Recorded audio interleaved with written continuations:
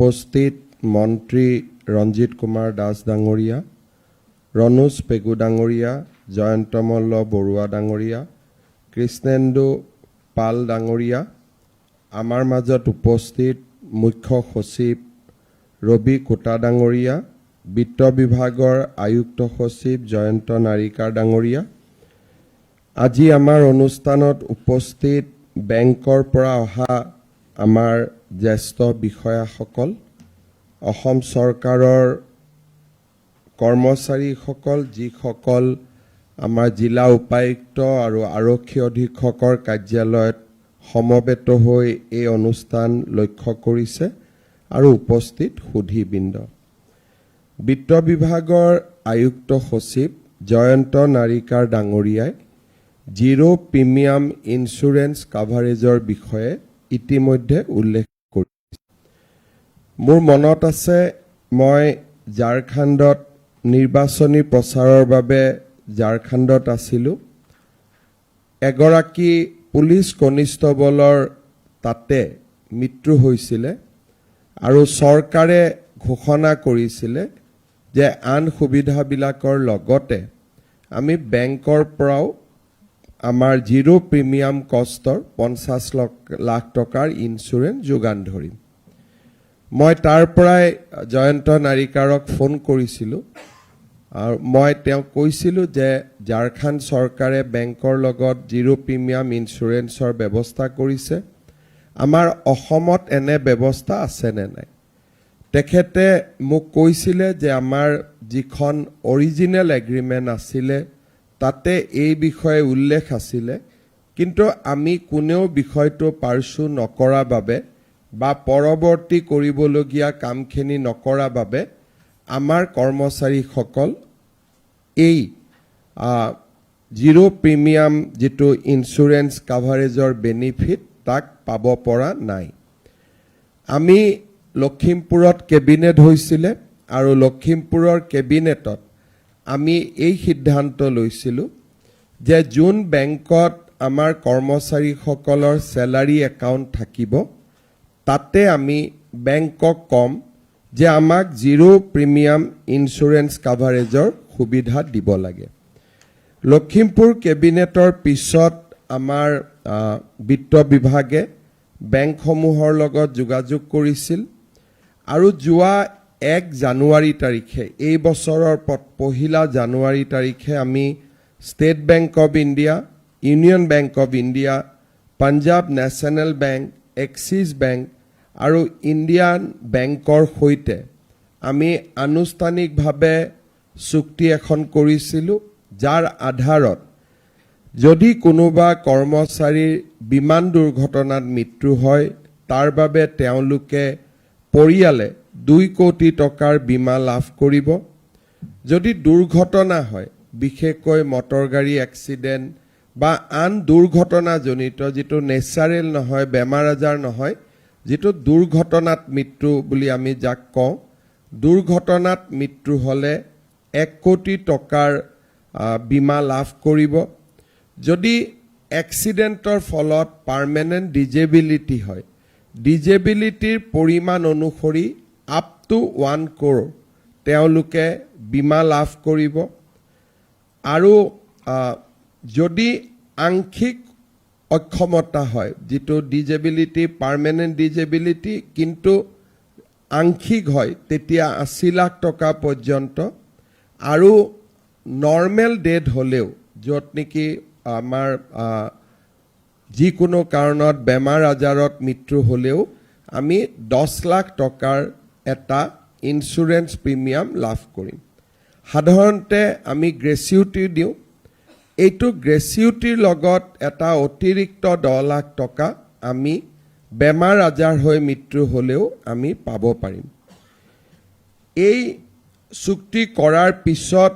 আমি বিভিন্ন ধৰণে ইয়াক পাৰ্চু কৰিছিলোঁ, আৰু প্ৰতিটো বিভাগৰ DDO কোষাগাৰ বিষয়াসকলে যাতে কৰ্মচাৰীৰ যিটো একাউণ্ট, ছেভিংছ একাউণ্ট আছিল,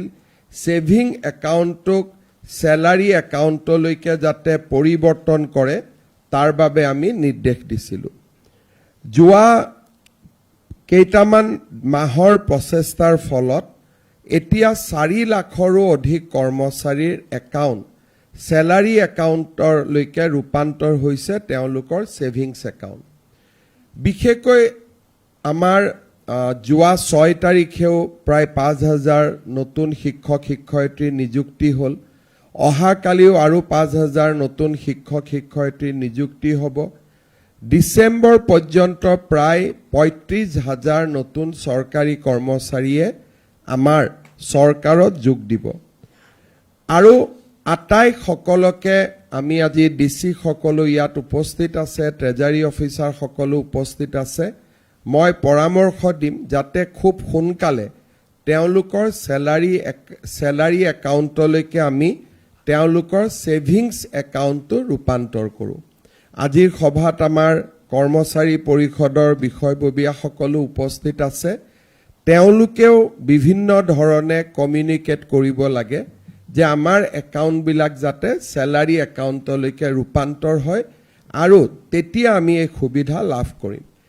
আজি আপোনালোকে চাওক যে 1 জানুৱাৰীত আমি এই MOU কৰাৰ পিছত মানুহ কেনেকৈ উপকৃত হয়। অলৰেডি 238 ক্লেইম আমাৰ ওচৰত দাখিল কৰা হৈছে। এই চুক্তিখন যদি নাথাকিলেহেঁতেন এই 238 গভৰ্ণমেণ্ট এমপ্লয়ীয়ে আমি চৰকাৰে যি দি আছোঁ পালেহেঁতেন, কিন্তু অতিৰিক্ত যিটো জিৰ' প্ৰিমিয়াম, য'ত প্ৰিমিয়ামেই দিব নালাগে, এই অতিৰিক্ত সুবিধাটোৰ পৰা তেখেতসকল বঞ্চিত হৈ থাকিলেহেঁতেন। আজি আমি 238 যি ক্লেইম আছিলে তাৰে আমি 197 ক্লেইম আমি নিষ্পত্তি কৰিছোঁ আৰু কেইবাটাও ক্লেইম নিষ্পত্তি হোৱাৰ পথত। মই আমাৰ বিত্ত বিভাগক কৈছিলোঁ যে আমি প্ৰত্যেক জিলাতে 1 বা 2খন চেক আমি চেৰিমনিয়াছলি দিব লাগে যাতে কৰ্মচাৰীসকলৰ মাজত এই আঁচনিটোৰ বহল প্ৰচাৰ হয়। কাৰণ তেতিয়া সতীৰ্থসকলেও গম পাব আৰু তেওঁলোক সজাগ হ'ব। আজি আমি ইয়াতে 6টা পৰিয়াল যি দুৰ্ঘটনাত বিয়োগ হৈছিল আমাৰ মাজত আছে আৰু মই সকলোলৈকে সমবেদনা জ্ঞাপন কৰিছোঁ। কিন্তু অকণমান হ'লেও আমি সকলোৱে সকাহ পাইছোঁ যে আজি আমি তেওঁলোকৰ পৰিয়ালক 1 কোটিকৈ টকা ইয়াতে আনুষ্ঠানিকভাৱে দিব পাৰিম। 6 কোটি টকা 1 কোটিকৈ আমি 6টা পৰিয়ালক আজি আমি হাতত তুলি দিম। আৰু 191টা পৰিয়াল আমাৰ মাজত এনেকুৱা আছে যিসকলৰ মৃত্যু হৈছে, কিন্তু বেমাৰ আজাৰত মৃত্যু হৈছে আৰু দুৰ্ঘটনাৰ লগত তেওঁলোকৰ বিশেষ সম্পৰ্ক নাই। তেনে 191টা পৰিয়ালক আমি 10 লাখ টকাকৈ ইতিমধ্যে দিছোঁ বা আমি দিবৰ বাবে গৈ আছোঁ। আজি আমি এই অনুষ্ঠানত তেনে কেইটামান পৰিয়ালক নিমন্ত্ৰণ কৰি আনি আমি ইয়াতে এই আঁচনিটোৰ সুবিধা দিম। মই আকৌ এবাৰ কৈছোঁ, মই 6টা বুলি কৈছিলোঁ, 4টা পৰিয়ালক আমি 1 কোটিকৈ টকা দিম এক্সিডেণ্টেল ডেথ। 2টা পৰিয়ালক আমি 10 লাখকৈ টকা দিম লাইফ ইঞ্চুৰেঞ্চ বুলি আমি যাক ক'ম, আৰু এটা পৰিয়ালক আমি 75 লাখ টকা দিম। তেওঁলোক জীয়াই আছে, কিন্তু এইটো যিটো এক্সিডেণ্ট আমি পাৰ্চিয়েল এণ্ড পাৰ্মানেণ্ট ডিজেবিলিটিৰ বাবে আমি তেখেতক ইয়াতে প্ৰদান কৰিম। আজি আপোনালোকে চাওক যে এই আঁচনিটো হোৱাৰ কাৰণে আমাৰ কৰ্মচাৰীসকলে এটা মনত সাহস পাব। আমি কাৰোৱে মৃত্যু নিবিচাৰোঁ আৰু আমি সকলোৰে দীৰ্ঘ জীৱন কামনা কৰোঁ, কিন্তু ভগৱানে কাৰ ভাগ্যত কি লিখিছে কোনেও নাজানে। অন্তত পৰিয়ালটোৱে কিছু সকাহ পাব। আমাৰ চৰকাৰে এই ধৰণে কৰ্মচাৰীসকলৰ বাবে আমি বহুতবিলাক কাম কৰিছোঁ, যিটো আজি ভাৰতত আন কোনো চৰকাৰৰ জৰিয়তে এই কামবিলাক আমি হোৱা দেখা নাই। মই অলপমান বেছিকৈ কৈছোঁ যে হয়, ভাৰতৰ ভিতৰতে অসম এখনেই ৰাজ্য যিখন ৰাজ্যত আমি কৰ্মচাৰীসকলক অতি সংবেদনশীলতাৰে সৈতে গ্ৰহণ কৰোঁ। আজি আমাৰ যিসকল কৰ্মচাৰীৰ মৃত্যু হৈছে ইয়াতে ইঞ্চুৰেঞ্চ ক্লেইম পাব, কিন্তু তেওঁলোকৰ পৰিয়ালটোৰ মুৰব্বীজনে মৃত্যু হোৱাৰ সময়ত চৰকাৰৰ যি দৰমহা পাই আছিল 60 বছৰ নোহোৱালৈকে তেওঁলোকে চেলাৰী পায়েই থাকিব, যিটো ভাৰতবৰ্ষত কোনো চৰকাৰে আজিলৈকে দিব পৰা নাই। অৰ্থাৎ আমাৰ নামত এমপ্লয়ী 4 লাখ, কিন্তু শ্যাডো এমপ্লয়ী যাক আমি 100% দৰমহা দি আছো, তেনেকুৱা এমপ্লয়ীৰো সংখ্যা আজি 10,000তকৈ বেছি হৈছেগৈ। যে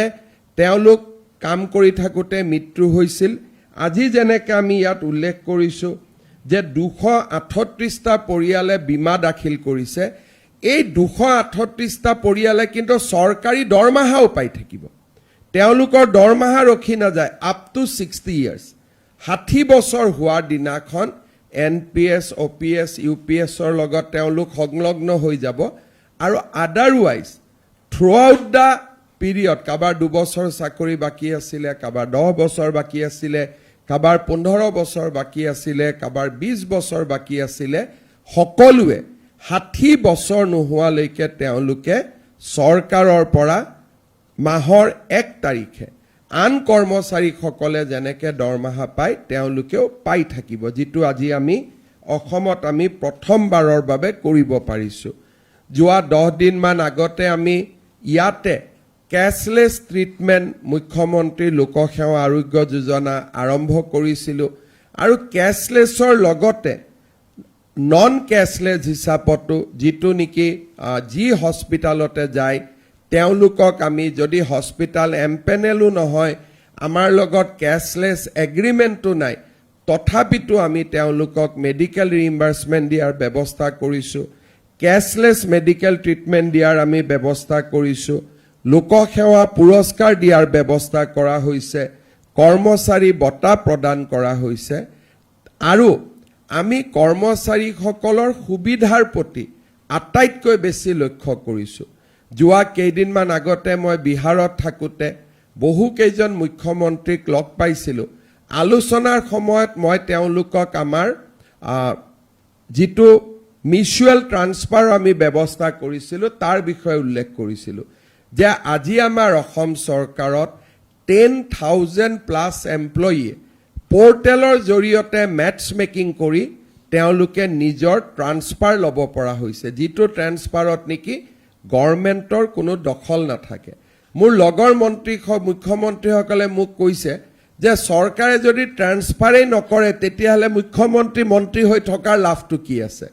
কিন্তু আজি অসম ব্যতিক্ৰম যে আমি ট্ৰান্সফাৰৰ ক্ষেত্ৰতো আমি কৈছোঁ যে পৰ্টেলৰ জৰিয়তে ট্ৰান্সফাৰ হ'ব, য'ত নেকি চৰকাৰৰ দখল আন্দাজ নাথাকিব, মাত্ৰ মিউচুৱেলি তেওঁলোকে মেটচ কৰিব লাগে যে হয় মই গোৱালপাৰাত যাম, আপুনি বঙাইগাঁৱলৈকে আহিব। এই ধৰণৰ ব্যৱস্থা আমাৰ অসমত কেতিয়াও চৰকাৰী কৰ্মচাৰীসকলক দিয়া হোৱা নাছিল। আজি আমাৰ পিতৃ মাতৃ বন্দনা, বছৰত আমি 3টা দিন ছুটি দিওঁ যাতে চৰকাৰী কৰ্মচাৰীসকলে নিজৰ দেউতাক মাক শাহু শহুৰেকৰ লগত সময় কটাব পাৰে। আজি এতিয়াও মই প্ৰায়ে ফেচবুক আন ধৰণৰ ছ'চিয়েল মিডিয়াত বহুত কৰ্মচাৰীৰ পোষ্ট পাওঁ, তেওঁলোকে অত্যন্ত গৌৰৱেৰে সৈতে পিতৃ মাতৃৰ সৈতে কটোৱা সময়ৰ স্মৃতি ৰোমন্থন কৰি তেওঁলোকে পোষ্ট দিয়ে। আৰু যেতিয়া পিতৃ মাতৃৰ মৃত্যু হয় তাৰ পিছতো তেওঁলোকে সন্তানে সেই স্মৃতিখিনি তেওঁলোকে ছ'চিয়েল মিডিয়াত দিয়ে যে দেউতাৰ মৃত্যু হ'ল, কিন্তু মই সঁচাকৈয়ে মই সুখী যে মৃত্যুৰ আগতে দেউতাক মই বৃন্দাবনত লৈ গৈছিলোঁ অসম চৰকাৰৰ পিতৃ মাতৃ বন্দনা কাৰ্যসূচীটোৰ বাবে, যি নেকি আগতে কেতিয়াও আমাৰ দেশত কোনেও চিন্তা কৰা নাছিল। আজি আমাৰ আপোনালোকৰ সন্মুখত বেংকৰ কৰ্মচাৰীসকল আছে, তেওঁলোককে যদি সোধোঁ যে আপোনালোকে এইখিনি আমাক দি আছে বা আপোনালোকে এইখিনি পাইছে নেকি, তেওঁলোকৰ উত্তৰ আহিব যে নাই, আমাৰ এইটো ব্যৱস্থা নাই। আজি ষ্টেট বেংকৰ লগত কথা পাতি আমি আপোন ঘৰ আপোন বাহন আমি আঁচনি আৰম্ভ কৰিছিলোঁ আৰু that scheme became one of the most successful scheme. আজি হাজাৰ হাজাৰ চৰকাৰী কৰ্মচাৰীয়ে আপোন ঘৰ আপোন বাহনৰ লোন লৈছে আৰু চেলাৰী একাউণ্টৰ পৰা অট'মেটিকেলি ডিডাক্ট হৈ আছে মাটি বাৰী কথা নাই মৰ্টগেজৰ কথা নাই আৰু আমাৰ কৰ্মচাৰীসকলো ইয়াতে খুব সুবিধা অনুসৰি তেওঁলোকে আজি আপোন ঘৰ আপোন বাহনৰ ঋণ ল'ব পাৰিছে মই ৰেগুলাৰ কেনেকৈ আমি দি আছোঁ দৰমহা দি আছোঁ তালৈকে মই যোৱাই নাই এইখিনি যিখিনি কোনো কৰ্মচাৰী পৰিষদৰ কেতিয়াও এইবিলাক দাবীৰ ভিতৰত নাছিল যে আপোন ঘৰ দিব লাগে কোনো দাবী নাছিল আপোন বাহন দিব লাগে দাবী নাছিল পিতৃ মাতৃৰ বন্দনা কৰিব লাগে কোনো দাবী নাছিল আমাৰ ইয়াতে জিৰ' প্ৰিমিয়াম কষ্ট ইঞ্চুৰেঞ্চ হ'ব লাগে কোনো দাবী নাছিল মৃত্যুৰ পিছত কৰ্মচাৰীয়ে 60 বছৰলৈ দৰমহা পাই থাকিব লাগে এই দাবীটো লিখিবৰ কাৰণেও কৰ্মচাৰী পৰিষদে কেতিয়াও ব্যক্তিগতভাৱেও চিন্তা কৰা নাছিল কাৰণ ভাৰতত কোনো জাগাতে এনেকুৱা স্কিম নাই আমি আজি অসমে এই ধৰণে চৰকাৰী কৰ্মচাৰীসকলৰ বাবে আমি এটা কৰ্ম সংস্কৃতিৰ পৰিৱেশ নিৰ্মাণ কৰিব খুজিছোঁ য'ত নেকি কৰ্মচাৰীসকলে নিজৰ জীৱনকালত বেমাৰৰ সময়ত আৰু মৃত্যুৰ পিছতো পৰিয়ালটোৰ ওপৰত যাতে কোনো বোজ হ'ব নালাগে বৰঞ্চ পৰিয়ালটোৰ নিৰাপত্তা তেখেতসকলে সুনিশ্চিত কৰি যাব পাৰে আজি মেধাৰ ভিত্তিত নিযুক্তি পাৰস্পৰিক বদলি এই গোটেই ব্যৱস্থাৰে আমি অসমত এনেকুৱা এটা ইক'চিষ্টেম নিৰ্মাণ কৰিছোঁ যিটোৰ দ্বাৰা চৰকাৰী কৰ্মচাৰীসকলে নিজক নিৰাপদ অনুভৱ কৰে আজিৰ দিনটো আমাৰ কাৰণে আৰু এটা গুৰুত্বপূৰ্ণ মই যিমানবিলাক সুবিধা কথা কৈ আছোঁ এই গোটেই সুবিধাখিনি ৰেগুলাৰ গভৰ্ণমেণ্ট এমপ্লয়ীয়ে লাভ কৰে কিন্তু আমাৰ কণ্ট্ৰেকচুৱেল এমপ্লয়ী আৰু পাব্লিক ছেক্টৰ আণ্ডাৰটেকিঙত কাম কৰা কৰ্মচাৰীসকলৰ মনত এটা সদায় প্ৰশ্নবোধক চিন থাকে যে আমি সমানে কাম কৰোঁ কিন্তু আমি এই সুবিধাবোৰ নাপাওঁ কিয় আজি আমাৰ সৰ্বশিক্ষা অভিযান NHM ASRLM ইলেক্ট্ৰিচিটি বোৰ্ড বা বিভিন্ন আমাৰ ৰাজহুৱা খণ্ডৰ প্ৰতিষ্ঠান আৰু contractual employee wage employee master roll employee 3 lakh আমাৰ আৰু অতিৰিক্ত এমপ্লয়ী আছে 4 লাখ আমাৰ নিয়মীয়া এমপ্লয়ীৰ উপৰিও 3 লাখ আমাৰ এমপ্লয়ী আছে যিসকলক আমি বিভিন্ন নামেৰে নামাকৰণ কৰোঁ contractual employee master roll employee wage employee PSUৰ এমপ্লয়ী ছ'চাইটিৰ এমপ্লয়ী আজি আমি চেষ্টা কৰিছোঁ আমি যাতে তেওঁলোকৰ কাৰণেও চিন্তা কৰিব পাৰোঁ আজি আমাৰ বাবে আনন্দৰ দিন এক্সিছ বেংকৰ লগত আমি এখন MOU কৰিম য'ত নেকি যদি আমাৰ চেলাৰী একাউণ্ট আমি এক্সিছ বেংকলৈকে ট্ৰান্সফাৰ কৰি দিওঁ আমাৰ কণ্ট্ৰেকচুৱেল এমপ্লয়ীসকলেও এই জিৰ' প্ৰিমিয়াম ইঞ্চুৰেঞ্চৰ সুবিধা ল'ব পাৰিব যদি আজি সৰ্বশিক্ষা অভিযান NHM ASRLM আমি বিভিন্ন বেংকত একাউণ্ট ৰাখিছোঁ কিন্তু আজি যদি আমি তেওঁলোকৰ একাউণ্টসমূহ এক্সিছ বেংকলৈকে আমি ট্ৰান্সফাৰ কৰি দিওঁ তেতিয়াহ'লে ছেম সুবিধা নিয়মীয়া চৰকাৰী কৰ্মচাৰীৰ সুবিধা তেখেতসকলে কণ্ট্ৰেকচুৱেল এমপ্লয়ীলৈকেও তেওঁলোকে আগবঢ়াব আজি আমি এই MOUখন ইয়াত স্বাক্ষৰ কৰিব খুজিছোঁ এই বছৰৰ বাজেট উত্থাপন কৰোঁতে বিত্তমন্ত্ৰী ডাঙৰীয়ানীয়ে এই প্ৰতিশ্ৰুতি দিছিলে আজি সেই প্ৰতিশ্ৰুতি আমি বাস্তৱত ৰূপায়িত কৰিব পাৰিম আজি আমি এক্সিছ বেংকৰ লগত MOU কৰিছোঁ কালি যদি আমাক ষ্টেট বেংক অফ ইণ্ডিয়াই কয় ইউনিয়ন বেংক অফ ইণ্ডিয়াই কয় পাঞ্জাৱ নেশ্যনেল বেংকেও কয় it is not a close deal যোনে এই MOU কৰিব খোজে উই আৰ অপেন আৰু আমি তেওঁলোকৰ লগতো MOU কৰিব পাৰিম আমাৰ কোনো ইয়াত কথা নাই কাৰণ we believe in giving a level playing field আজি আমি এক্সিছ বেংকক ধন্যবাদ জনাম যে তেওঁলোক প্ৰথম আগবাঢ়ি আহিছে বাট আন বেংকসকলেও আগবাঢ়ি আহিব পাৰে আৰু মই মুখ্য সচিব ডাঙৰীয়াক অনুৰোধ কৰিম যে আমি আমাৰ ছ'চাইটিসমূহক মিছনসমূহক কণ্ট্ৰেকচুৱেল এমপ্লয়ী য'ত কাম কৰি আছে আমি যাতে এখন এই গোটেই সুবিধাটো জনাই MOU should not be in the table ইয়াক যাতে আমি সার্কুলেট কৰি দিওঁ যাতে তেওঁলোকেও সেই সুবিধা ল'ব পাৰে আৰু definitely in a lighter vein একাউণ্টবিলাক ট্ৰান্সফাৰ হ'ব আৰম্ভ কৰিলে ডেফিনেটলি আন বেংক সকলো আগবাঢ়ি আহিব আৰু তেওঁলোকেও ডেফিনেটলি আমাৰ লগত এমঅইউ কৰিব দিছ ইজ এ ট্ৰিগাৰ আৰু আমি ট্ৰিগাৰ পইণ্টটো এক্টিভেট কৰি দিয়াৰ লগে লগে নিশ্চয় দেয়াৰ উইল বি মেনি মোৰ banks which will come forward মই পুনৰ এবাৰ আমাৰ বেংকৰ সকলো বিষয়াক আৰু আমাৰ বেংকটোক ইটছেল্ফ মই বহুত বহুত ধন্যবাদ জনাইছোঁ আমি অসম গভৰ্ণমেণ্টে এটা বেংকসমূহৰ লগত হেল্থি ৰিলেশ্যন আমি ৰাখোঁ আৰু আগলৈকেও আমি ৰাখি যাম মই তেখেতসকলক ধন্যবাদ জনাইছোঁ আৰু আজি যিসকল চৰকাৰী কৰ্মচাৰীৰ পৰিয়াল আমাৰ ইয়ালৈ এই সুবিধাখিনি ল'বৰ বাবে আহিছে তেখেতসকলক মই আকৌ এবাৰ সমবেদনা জনাইছোঁ আৰু আজি আপোনালোকৰ জৰিয়তে অসমৰ সমস্ত কৰ্মচাৰী সমাজ যাতে এই আঁচনিখনৰ বাবে আকৰ্ষিত হ'ব পাৰে তাৰ বাবে আমি আপোনালোকক ইয়ালৈ নিমন্ত্ৰণ কৰি আনিছোঁ নহ'লে আমি ঘৰলৈকেও পইচাখিনি যাব পাৰিলেহেঁতেন কিন্তু আপোনালোকৰ উপস্থিতিয়ে আন 10 জনক প্ৰচাৰ কৰিব বা মিডিয়ায়ো এই কথাবোৰ প্ৰচাৰ কৰিলে আন যিসকলে এই সুবিধাটো ল'ব পৰা নাই বা নাজানে তেওঁলোকেও ইয়াক সুবিধাটো গ্ৰহণ কৰিবৰ কাৰণে আগবাঢ়ি আহিব পাৰিব এটাই কথা যে 90 ডেজৰ ভিতৰত আমি ক্লেইম কৰিব লাগিব যদি 90 ডেজ পাৰ হৈ যায় তাৰ পিছত আমি ইনস্যুৰেন্সটো নাপাওঁগৈ সেইকাৰণে মই আশা কৰিম যে আমাৰ দিদিসকলে গোটেই স্কিমটোৰ বিষয়ে চৰকাৰী কৰ্মচাৰীসকলক ট্ৰেইনিং কৰে এড্ৰেছ কৰে বিত্ত বিভাগে আৰু অলপ এক্টিভ পাৰ্ট প্লে কৰে তেতিয়া আমি এই আঁচনিটো আন বহুজনক দিব পাৰিম মই পুনৰ এবাৰ সকলোকে বহুত বহুত ধন্যবাদ জনাই বিত্ত বিভাগ আৰু বেংকসমূহক তেওঁলোকৰ প্ৰ'এক্টিভ ভূমিকাৰ বাবে ধন্যবাদ জনাই মই মোৰ বক্তব্যৰ সামৰণি মাৰিছোঁ ধন্যবাদ জয় হিন্দ বন্দে মাতৰম